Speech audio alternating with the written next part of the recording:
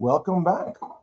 We're going to continue doing categorical logic. I'm going to try to do this within about a week. I mean, it'll kind of go into next week, but then by next week, we already got to get started on the last couple of chapters where we'll be looking at inductive reasoning. So we are hurrying right along. People are doing pretty well on the midterm, I think, and I tried to not overload you with too much stuff. So I'm trying to get the pacing right. To not have too many meetings too quickly, but we also can't fall behind. So anyway, let me stop talking about that so I can focus on what's important here. Last time we learned some of the basics for a different type of logic, right? You got down propositional logic, right? You mastered it. You learned the four connectives, then you learned how to do truth tables or the short method to figure out validity. Right? Well, that's for arguments that use if then and or that type of stuff. There's also other arguments, deductive arguments, that allow us to make valid inferences where each premise makes a categorical statement, like these ones over here, like the ones right in front of you on the screen, right? And there's four basic types of categorical statements that we can think about. And any of the arguments that I'll have you look at, right? Just like with propositional logic, right? I threw you an argument and I said, use one of the methods to figure out if it's valid. We'll do the same thing here. I'll throw some arguments at you. Your job is to figure out, is the argument valid or not? Well, here's the one thing you can know ahead of time about any of the arguments that I'm going to throw you. There will be two premises, and each of those premises will match one of these four.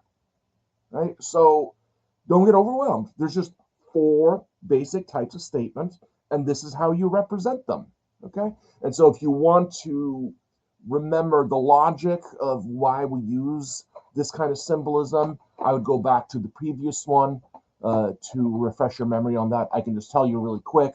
The blackout technique means there's nothing in that circle, right? Or that part of the circle. So when we look at the universal affirmative, that's any statement that kind of goes all S are P, right?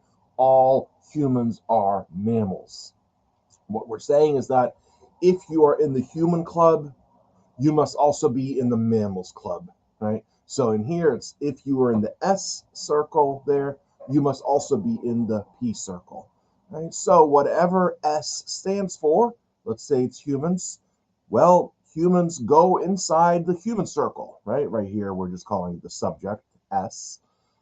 Where can they go? Well, they can't go in the blacked out area. So they can only go in that area in the S circle where they're also forced to be in the P circle, right? And so that represents to us that all S are P. Every human is mammal. If you're a human, you got to be in the human circle. But because we blacked out that one area, you're going to have to be in that part of the human circle that's also in the mammal circle, right? So that's the blackout technique. So we could use this blackout technique also to say that you can't be a member of both clubs, right? When you say no SRP, no mammals are cold-blooded creatures, right? Then you want to black out the middle area because you're saying there's no being in the world that can be in both clubs. You can't both be S and P, right? That's what the blackout in the middle means. You can't be an S and a P at the same time. Right? That's all we mean when we say no S's are P's, right? Nothing in this category is also in this category. Black it out. If you wanted to say that all beings in this category are in this category, then you do the universal affirmative, right? So for either of the universal ones, you use the blackout technique. Either you put it on the left or in the middle, right? And so if you can't figure out the logic of it, just remember the rule, right? And then for particulars, remember that for categorical logic, it's easier if we treat some statements, some SRP, right?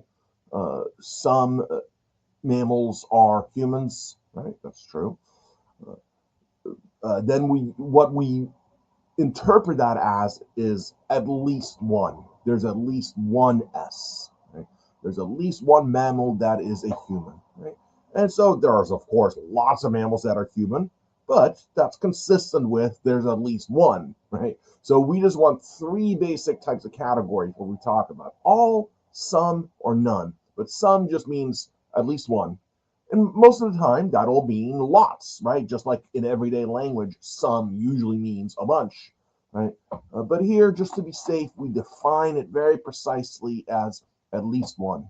Right? So that way, if I say some mammals are humans, well, there's lots and lots of mammals that are humans, right?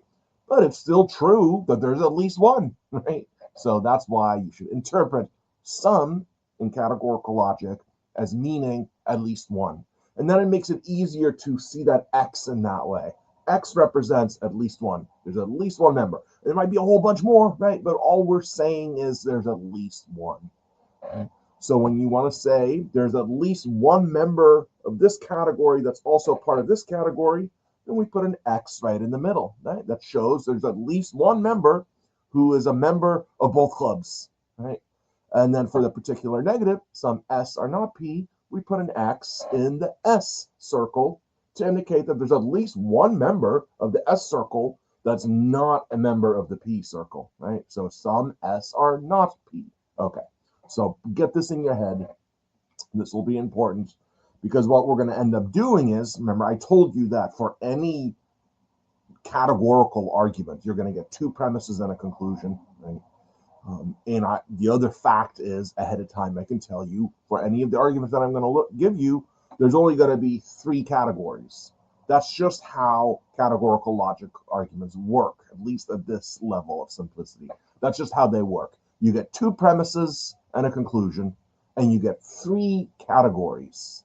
Always three categories.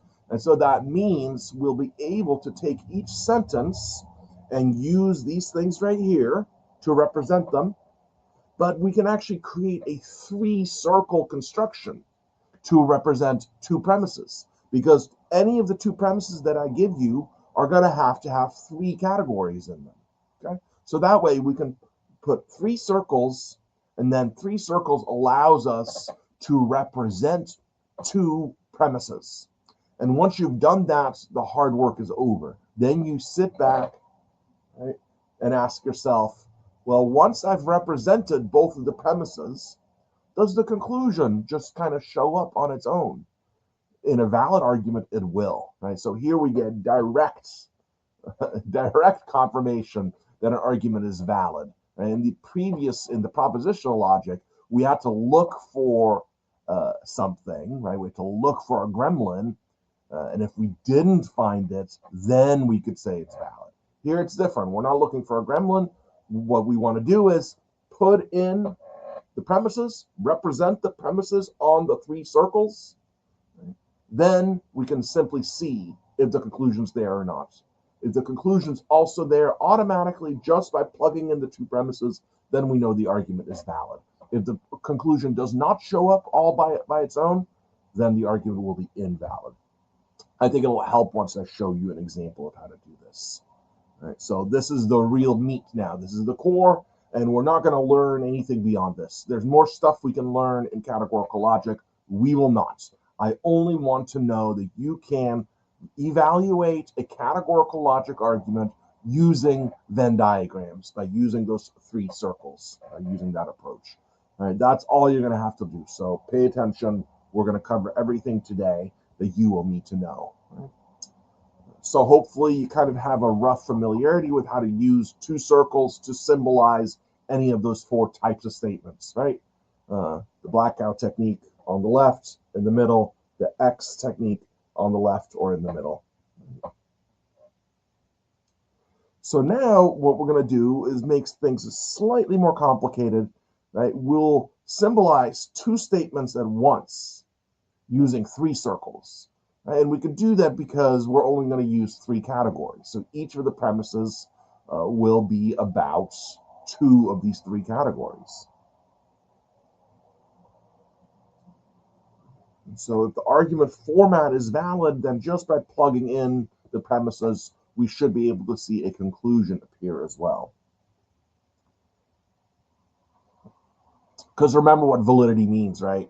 In a valid argument, the conclusion is logically entailed by the premises. So that means, in a sense, that in a valid deductive argument, the conclusion is already there inside of the premises.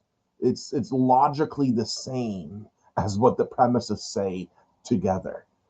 It's kind of weird, but that's how it works. You don't really get new information in a deductive argument. All you can do is infer what the two premises are already saying, just not explicitly.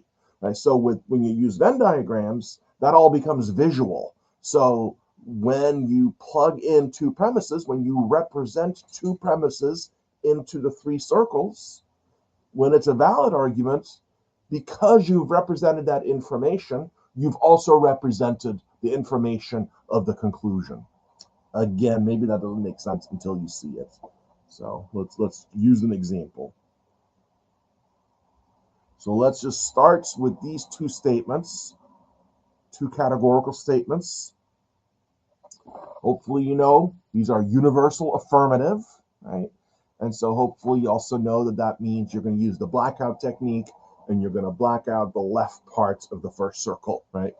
Remember, cars is subject in that first premise, vehicles is predicate, right?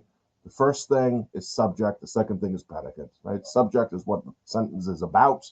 This is about cars, about all of them, and we're saying that they're all vehicles. Then in the second premise, vehicles is the subject and transporters is the predicate. So remember that as well. So we have two basic categorical logic type of statements, totally usable as premises, right? And we actually will see that we can use these as premises, but I'm just trying to go slow. So I'm not quite showing you yet how to do a whole argument. I'm just sort of showing you the logic of how you represent two statements into the three circles, right? Let's first do it in the way that we've already learned. So you should know these are both universal affirmative. So what we just learned, right, those four different ways of doing it, you know that this is what they would look like. They're both universal affirmatives. So with a universal affirmative, you always black out that left part of the first circle, right? So it's going to look the same. All cars are vehicles. All vehicles are transporters. They're both universal affirmatives. They'll both look like this. But we don't just want to say S and P. We kind of want to keep track, right? So you should always plug in either the whole word or just the first letter, as long as no letters repeat. Right? So we'll just say C for cars. So we can put a C underneath the subject of that first categorical statement. And then we'll use V for vehicles. Notice that that's the one that they both have in common. Right? It's called the shared term or the common term. They always have to have that. Any valid categorical argument has to have one term that both of them have in common. If they don't, then you can reject the argument as being invalid. It's one of these things that's just a prerequisite. It doesn't tell you that it will be valid. It just means, at the very least, there has to be a shared term between the two premises. That doesn't guarantee validity, but it is a necessary condition. Right? So I'll always give you arguments where there's two premises, and each of the premises has at least one category in common. In this case, that is vehicles, right? Because the one statement talks about cars being vehicles, and the second talks about vehicles being transporters. What they have in common is vehicles. What they have non-common is cars and transporters.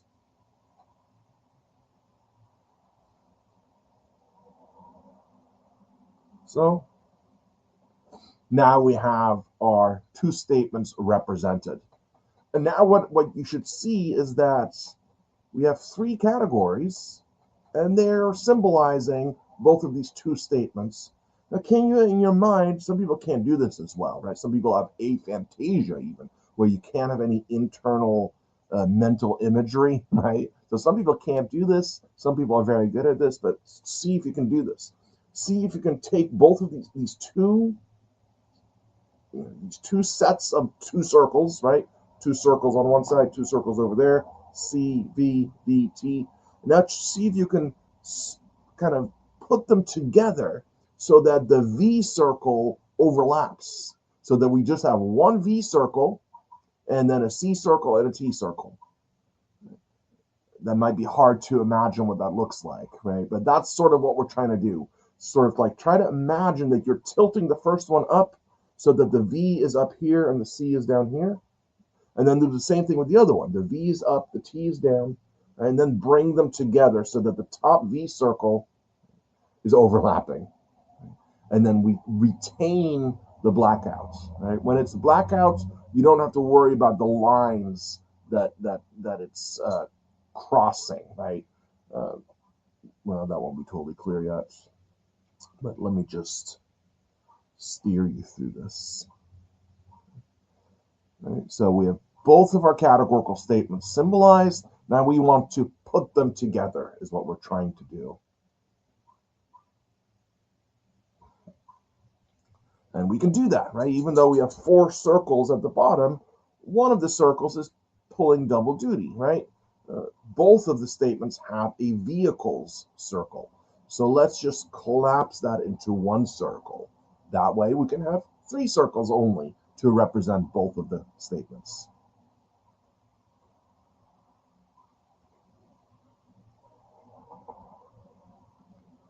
Right, so we'll have something like this. Just like at the bottom, we have 3 circles, really, 3 categories: cars, vehicles, transporters. So we can just do the same thing, right? Still use the same blackout technique, but just do it in the context of 3 circles all put together.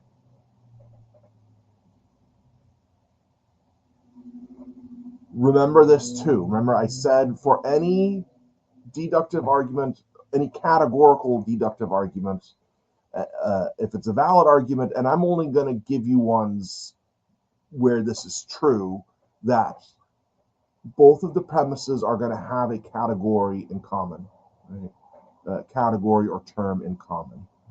So we have 2 premises: all cars are vehicles, all vehicles are transporters.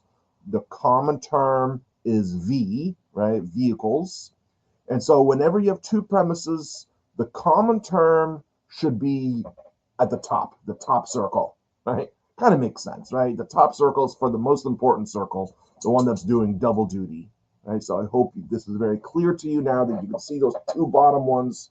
You can sort of see that we're sort of going like this and then sticking them together so that the vehicle part that they both have in common gets overlapped and it goes to the top.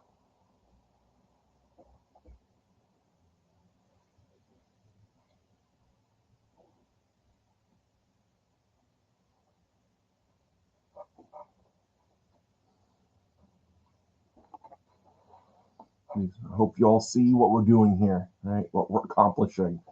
We're slowly trying to, instead of having 2 separate 2 circle diagrams, putting it together into one mega one with 3 circles.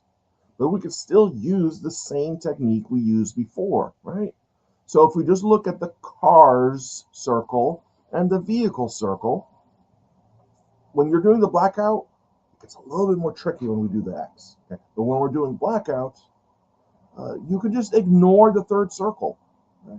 And just cover the same area of that circle as you normally would. So you see the C circle and the V circle, right? Just like we did at the bottom there, right? All cars are vehicles, C circle, V circle, and they're just at the same level. Now the V circle is just kind of tilted up a little bit.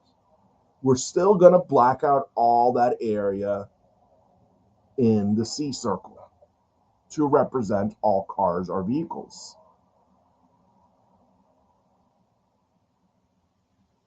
Right, like that. So this should be clear to you that this is just the same as what's at the bottom. All we've done is we've tilted the V up. Right? That's all we've done. And so you can just black out everything. And yes, we are blacking out parts of that T circle, but that's totally fine. It won't have any effect on it, right? That doesn't say anything, right? So that's totally fine. You don't have to worry about the T circle. Just do the blackout technique like you normally would for an affirmative universal, right? So now we have a C circle and a V circle, and everything in the C circle is blacked out except for the little sliver where you're also in the V circle. That tells us if you're a car, right? If you're a car, you've got to be in the C circle. even though there's that T circle as well, we're just not worried about that right now, right? If you're a car, you're in that C circle, and you must also be somewhere in that wedge that overlaps with vehicles, right? Of course, now you're not quite sure where you would be, right? Because we do have that line that's dissecting that middle segment. But because we're doing blackout, we just don't have to worry about that. Just do it like you normally would. And the same will be true for the other one.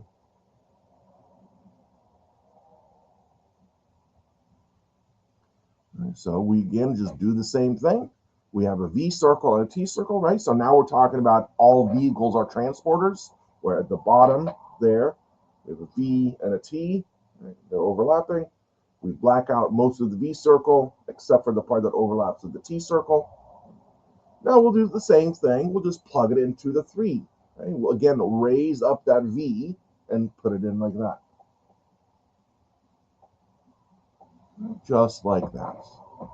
So now we've done it. Now we've plugged in both of the premises into the 3-circle construction. And that's what you'll need to do to evaluate categorical arguments. Categorical arguments will always have 2 premises and 3 categories. So we can always just make 3 circles for each of the categories, then use those techniques, the blackout and the X techniques, for the universal affirmative, the universal negative, the particular affirmative, the particular negative. And we can represent the premises in the 3-circle construction. Right?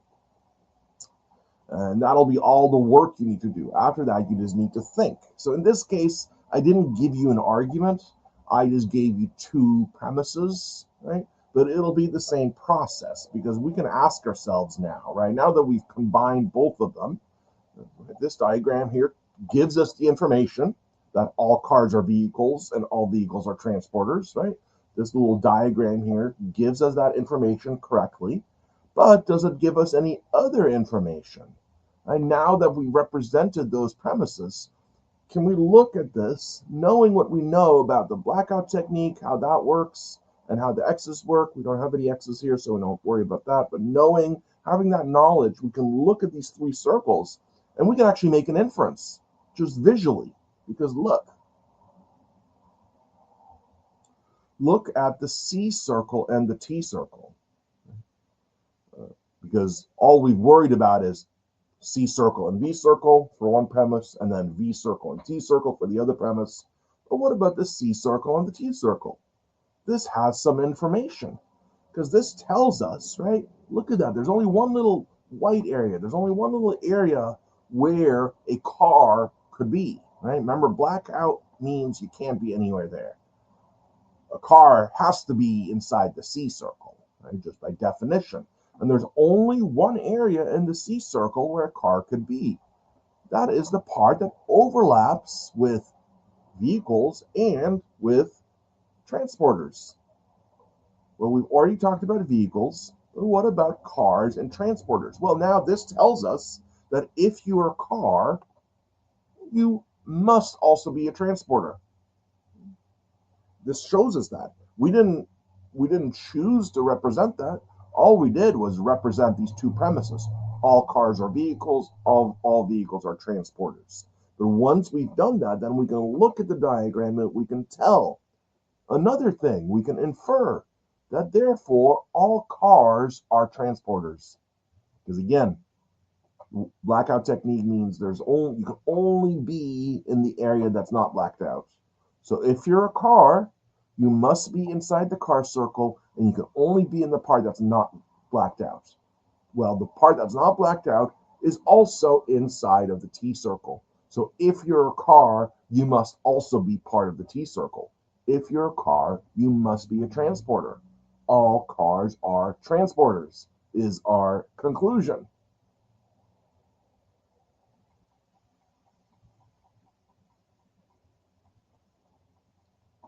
Okay. All cars must be transporters. That just follows logically, and the diagram shows us that. Of course, intuitively you should know that too, right? If, let's say, all cars are vehicles and all vehicles are transporters, yes, it checks out that all cars would be transporters, right? You can see that just logically flows, but here you can see it visually. right? Once we've represented that all cars are vehicles and all vehicles are transporters, we've automatically represented the fact that therefore all cars are also transporters. So that's how you basically do it, right? It's just that instead of starting with just two premises and then looking for a conclusion, we'll start with a whole argument and then we'll just see, is that conclusion represented just by representing the premises? Right? So we've just proven that this argument is valid, right? So if I were to give you this argument right here and I say, use the Venn diagram method to see if this argument is valid, what you would do is write 3 circles for each of the categories. You've got cars, you've got vehicles, you've got transporters.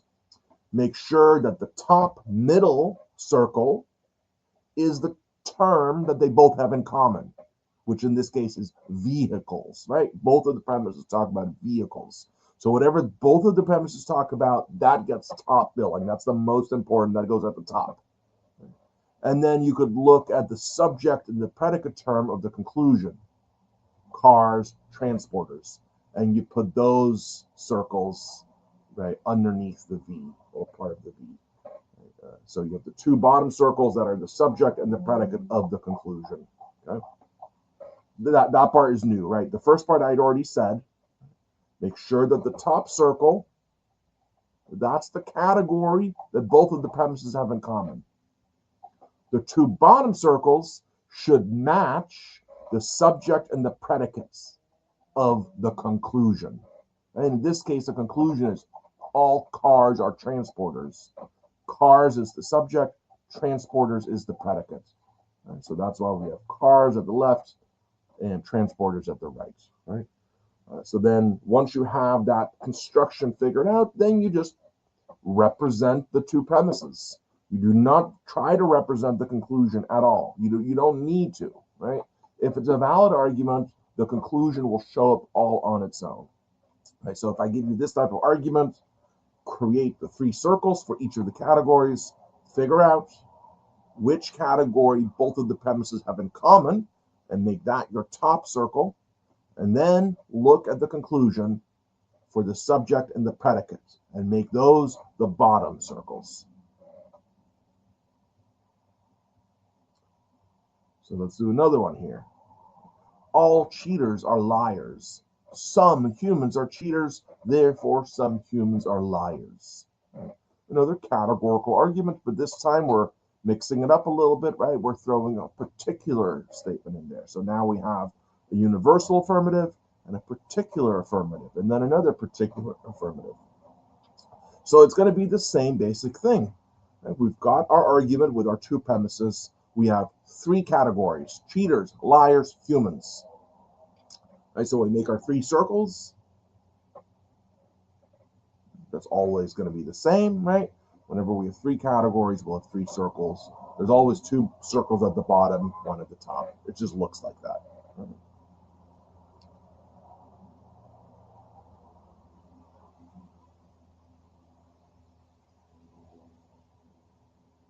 And remember that you're really only doing anything with the premises, right? So we only need to symbolize the premises.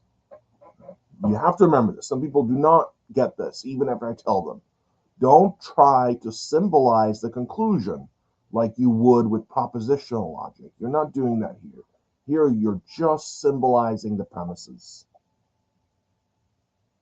So then we have to label the circles appropriately, the way that I taught you, right? Which is, what do both of the premises have in common? Make that the middle top circle. In this case, what is that? That's cheaters. Right? So make that top circle the category for cheaters. We'll use a C. You could write cheaters too. It doesn't matter.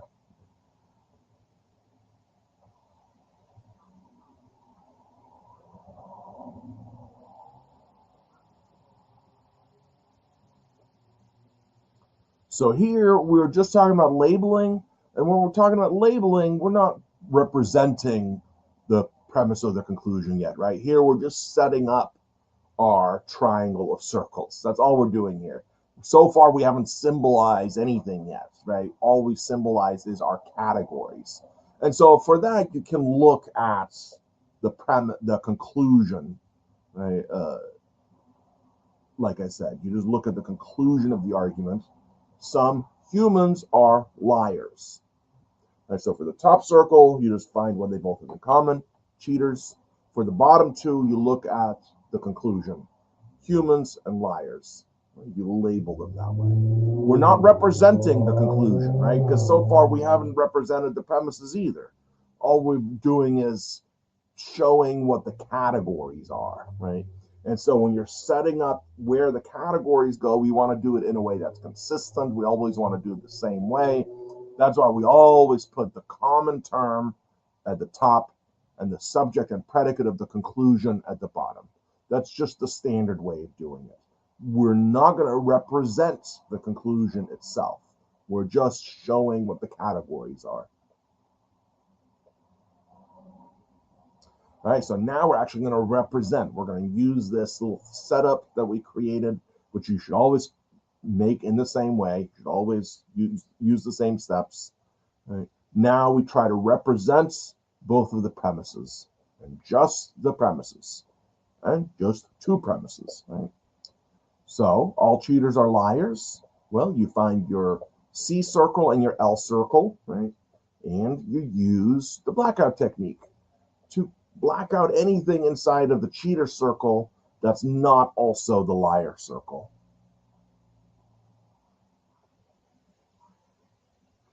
And that looks like this. And again, for this, you can just ignore that third circle, the H circle. Go right over it. Right? Just pretend it's not there. This is just what a universal affirmative always looks like. Right? The part on the left is all blacked out, and the part in the middle is left open, and then the other circle is left open. Right? They always just look like this. So this so far, this should be easy at this point, because I'm giving you permission to ignore the H circle. Right? With some, it's a little bit more tricky, and I'm going to try to probably just avoid the tricky cases because we don't have time to deal with those. So now we need to represent some humans are cheaters. Right? So that means at least one member of the H circle is also a member of the C circle. Right? We use the X technique.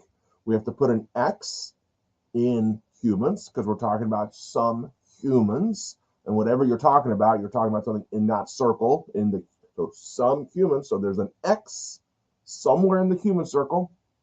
As soon as you see some ... you should think there's an X somewhere in that circle, right? So some humans, there has to be an X somewhere in the human circle.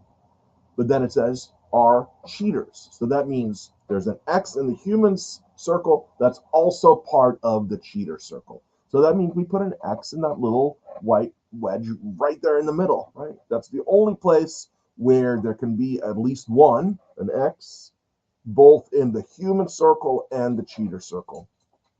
Now we've represented the idea that there's at least one member of the human club that's also a member of the cheaters club, right? That's that little X right there. So now we've done it. Now we've represented both of our premises. Right? And that's when you can put your pencil down. Right? That's it. Now you got to make your three circles. First step is always the same, three circles, one at the top. Right? Figure out the common term between the premises, make that the top circle. Figure out the subject and the predicate of the conclusion, make that the bottom two circles. Then get your two premises and plug them in. Plug them into the circles according to those rules that we learned for the four types of statements. Because again, any of these premises is going to be one of those four types of statements. Right, so this is what we're left with. Then we just ask, well, what was the conclusion? Remember, the conclusion said some humans are liars. If this argument is valid, then we should see an X inside the humans and also the liars. Do we see that? Yes, we do, right? We have an X, so at least one member of H, human club, is also part of the Liars Club. So the premises didn't say some humans are liars, but if we say some humans are cheaters and all cheaters are liars, we are automatically saying some humans are liars, right? Because it's a valid argument. And in a valid argument, right, the truth of the premises automatically means the conclusion is true as well. And here we see that automatic, right? We see the conclusion almost as if by magic show up. I hope everyone can appreciate this, right? All we've done is plugged in the premises. And because it's a valid argument, the conclusion just comes along for free. We just see it represented, even though we never chose to represent some humans are liars. All we represented was some humans are cheaters, all cheaters are liars. Once we did that, some humans are liars just shows up by itself.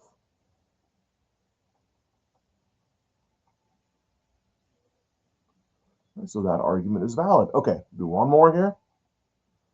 One more and then we'll be done. So this should be enough for you to practice with. No humans are fish. No humans are cold-blooded creatures. Therefore, no fish are cold-blooded creatures. Okay. These are all universal negatives, right? Remember the rule for universal negatives? You have to black out the middle part, right? Hopefully you remember that. But first, start with 3 circles, right? For any of these, you can start with 3 circles, unlabeled. Just 3 plain circles, right? And then you know how to label each of the circles. Top billing, right? Top spot goes for what both of the premises have in common. And in this case, that's humans. Humans is the category both of the premises are talking about.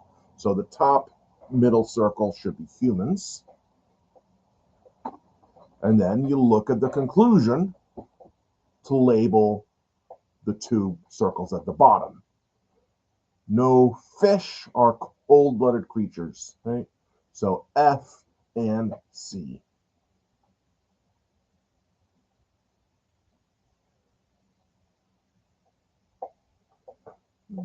This is just your standard way of setting up the 3-circle diagram, right? This is all just before you're even representing the premises. This is just how you set it up.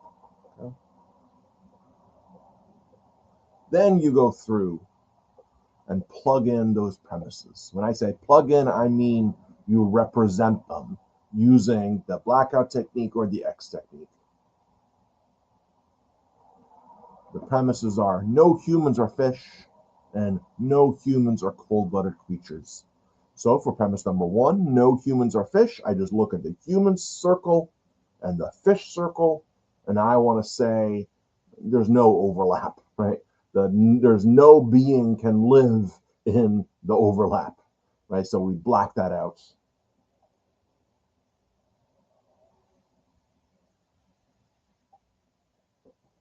Right, so this now tells us if you are in the human circle, then you are not in the fish circle.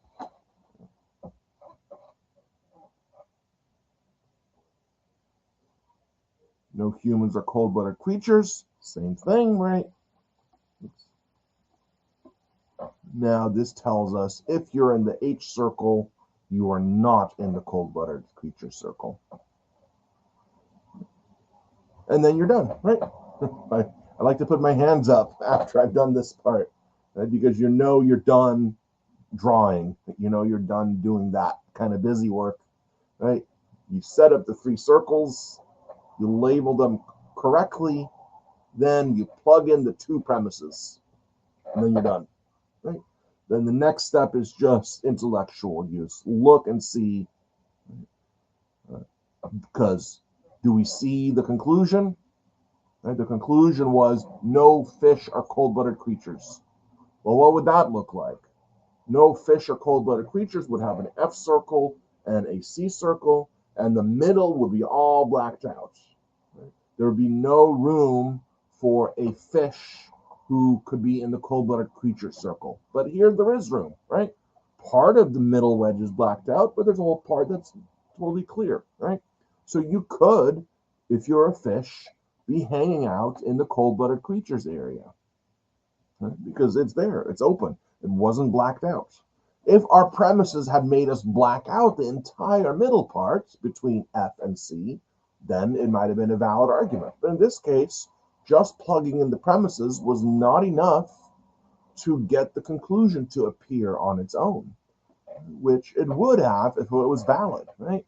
So in a valid argument, when it's categorical, just by plugging in the premises, boom, you get the conclusion.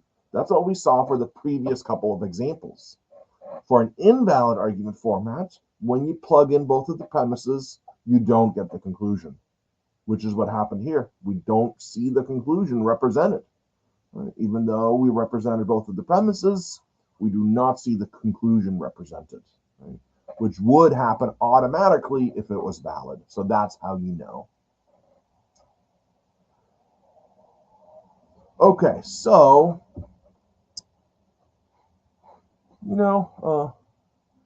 let's say why don't you choose 10 of these? Okay, you don't have to do all of them.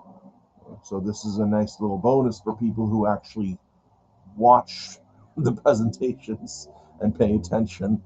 You don't have to do all 20 of these. Do 10 of them, right? Because there's a little bit of trickiness. You have to think correctly in terms of categories, right? So everyday statements are not always ready for categorical logic. They sometimes need to be helped along a little bit to put it in the correct format. So for example, the statement, an apple is in the refrigerator, we should be able to use that in categorical language. But as it is, that's going to be very difficult. So you have to translate it. Made a mistake there. You'd have to say something like, some apples are things in the refrigerator, right? So now we have two categories, apples, things in the refrigerator. And because we're saying an apple, there's one apple in the refrigerator. Well, the only way to say that is to say there's at least one apple in the refrigerator, which we can use some for, right? So then an apple is in the refrigerator can be turned into a categorical statement. Some apples are things in the refrigerator, right? Any medical doctor is well educated. Don't use these ones, the ones that I'm using as an example. I just want to make sure you understand it. Any medical doctor is well educated. It's the same thing, right? Don't say any. We'll have to say all, because that's what this is saying. Right? Any one of them, right? That means all medical doctors. And then well educated is an adjective. We need it to be a noun, right? So something like all medical doctors are well educated people. You see how this works? You just have to turn the subject and the predicates into categorical nouns, right? Into nouns. That's the best way to say it, right?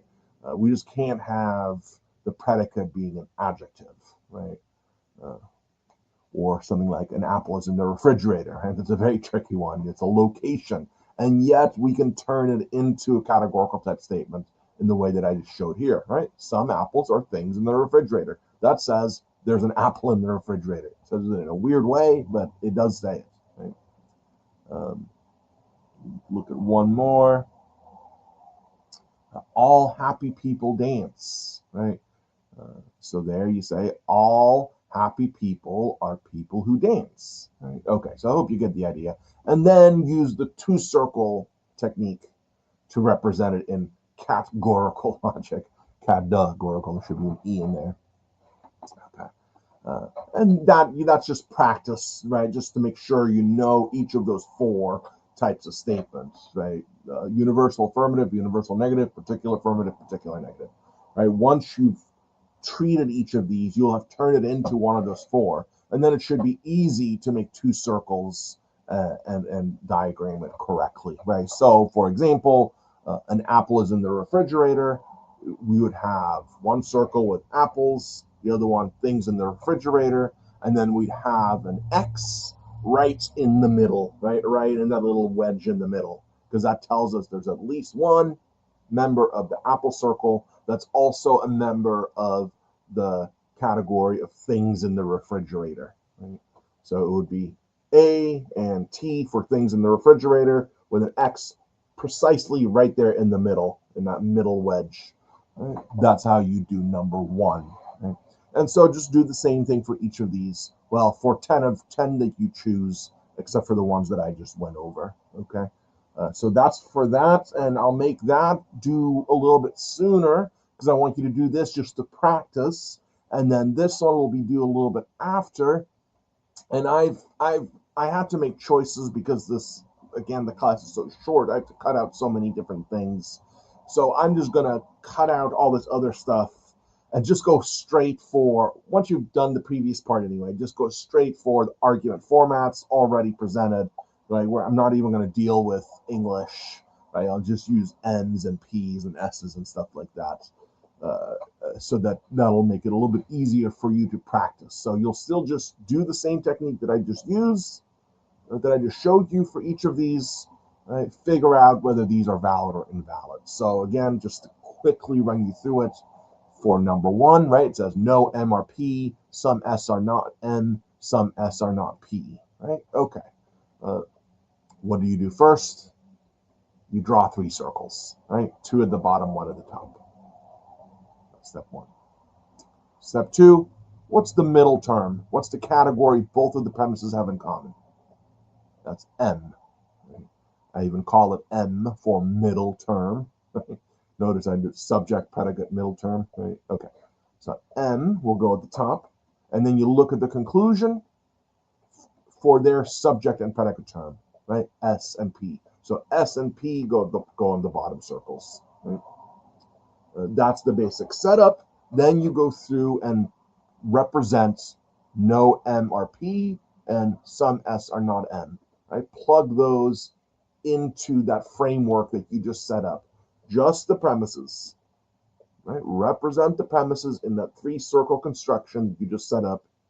And then hands down, hands up, whatever, right? Look, when I represented both of the premises, did the conclusion appear all on its own?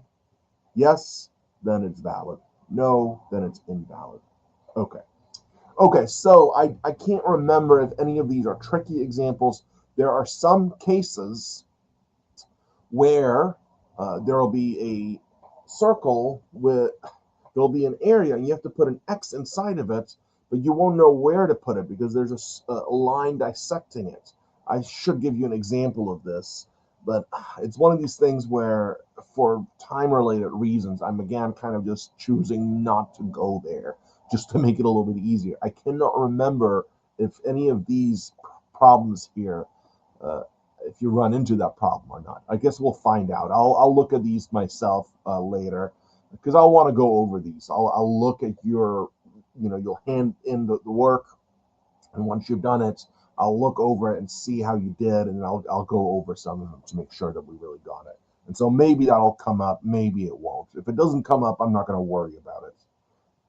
Again, you probably don't know what I'm talking about. There's just a little problem that sometimes happens, and you have to learn the correct technique to deal with that. But because this is a short class, I would rather not talk about that. But maybe it comes up in one of these. I cannot remember. Okay, so that's it. That's gonna be it for now. Like I said, the previous exercise will be due sooner, and this one will be due a little bit later. Okay, thanks everybody.